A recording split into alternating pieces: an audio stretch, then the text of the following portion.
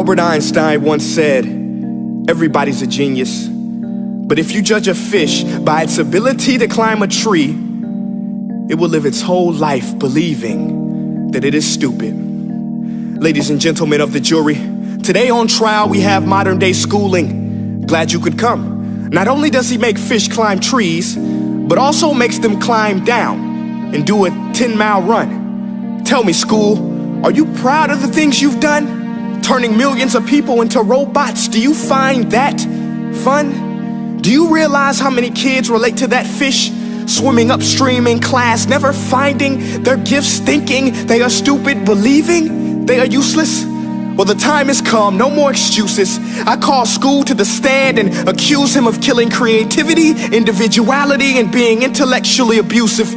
He's an ancient institution that has outlived his usage. So, Your Honor, this concludes my opening statement, and if I may present the evidence of my case, I will prove it. Proceed. Exhibit A. Here's a modern day phone. Recognize it? Here's a phone from 150 years ago. Big difference, right? Stay with me. Here's a car from today, and here's a car from 150 years ago. Big difference, right? Well, get this. Here's a classroom of today, and here's a class we used 150 years ago. Now ain't that a shame? In literally more than a century, nothing has changed. Yet you claim to prepare students for the future? But with evidence like that, I must ask, do you prepare students for the future or the past?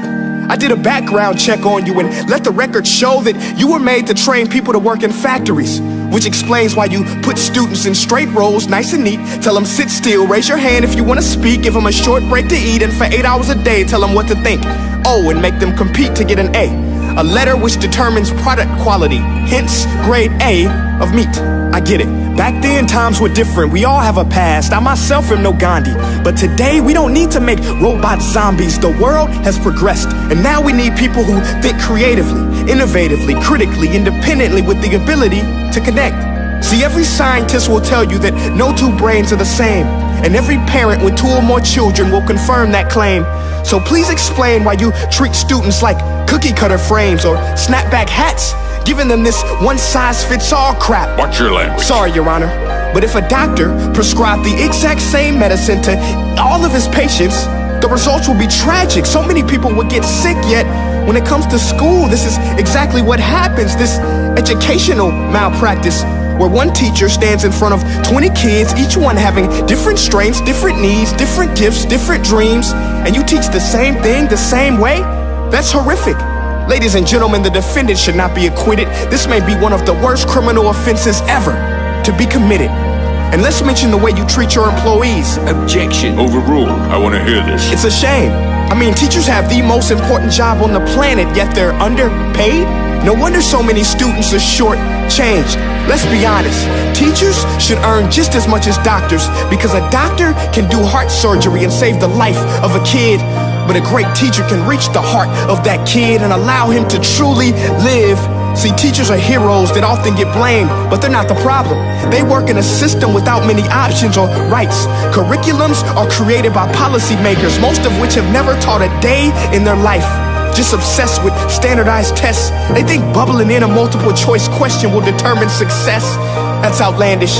In fact, these tests are too crude to be used and should be abandoned, but don't take my word for it. Take Frederick J. Kelly, the man who invented standardized testing, who said, and I quote, "These tests are too crude to be used and should be abandoned." Ladies and gentlemen of the jury, if we continue down this road, the results will be lethal. I don't have much faith in school, but I do have faith in people. And if we can customize healthcare, cars, and Facebook pages, then it is our duty to do the same for education, to upgrade it, change it, do away with school spirit, because that's useless. Unless we're working to bring the spirit out of each and every student, that should be our task. No more Common Core. Instead, let's reach the core of every heart in every class. Sure, math is important, but no more than art or dance. Let's give every gift an equal chance. I know this sounds like a dream, but countries like Finland are doing impressive things. They have shorter school days. Teachers make a decent wage. Homework is non-existent, and they focus on collaboration instead of competition. But here's the kicker, boys and girls. Their educational system outperforms every other country in the world. Other places like Singapore are succeeding rapidly. Schools like Montessori, programs like Khan Academy, there is no single solution. But let's get moving, because while students may be 20% of our population, they are 100% of our future. So let's attend to their dreams, and there's no telling what we can achieve. This is a world in which I believe, a world where fish are no longer forced to climb trees. I rest my case.